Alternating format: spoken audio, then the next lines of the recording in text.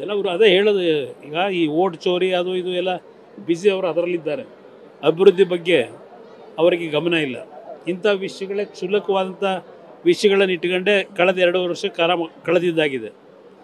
ಮುಂದಿನ 2 ವರ್ಷವೂ ಇದರ ಮುಂದೆ ಇನ್ನೇನು ಬೇರೆ ಏನು ಮಾಡಲಿಕ್ಕೆ ಸಾಧ್ಯ ಇಲ್ಲ. ಈಗಾಗಲೇ ಖಜಾನೆ ಖಾಲಿ ಏನಾಗ್ತಾ ಇದೆ, ಅದಕ್ಕೆ ಸ್ವಲ್ಪ ಹಣ ಯಾಕೆ ಕ್ರೋಢೀಕರಿಸಬೇಕು ಅಂತೇಳಿ ಈಗಾಗಲೇ ನೆನ್ನೆ ಒಂದು ಮೀಟಿಂಗ್ ಮಾಡ್ಕೊಂಡಿದ್ದಾರೆ.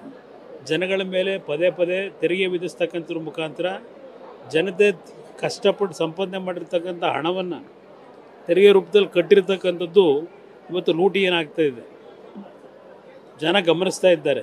ಜನರನ್ನ ಪ್ರತಿನಿತ್ಯ ಇವತ್ತು ದಾರಿ ತಪ್ಪಿಸ್ಲಿಕ್ಕೆ ಆಗೋದಿಲ್ಲ.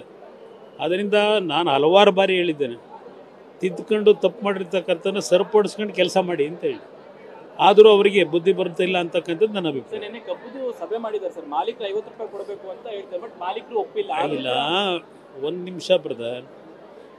ಅವರು ಪ್ರಧಾನಮಂತ್ರಿಗಳಿಗೆ ಪತ್ರ ಬರೆದರು ಅವ್ರ ಮೇಲೆ ಗೂಬೆ ಕೂರಿಸ್ಲಿಕ್ಕೆ.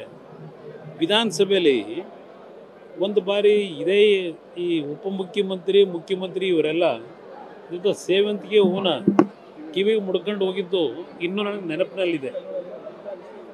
ಆ ಕಿವಿಗೆ ಹೂ ಮುಡ್ಕೊಂಡು ಹೋದಂಥವ್ರು ಏನಿದ್ದಾರೆ, ಈ ಕಳೆದ 2.5 ವರ್ಷದಿಂದ ಪ್ರತಿನಿತ್ಯ ರಾಜ್ಯದ ಜನತೆಗೆ ಕಿವಿಗೆ ಹೂ ಮುಡಿಸ್ತಾ ಇದ್ದಾರೆ ನನ್ನ ಅಭಿಪ್ರಾಯದಲ್ಲಿ.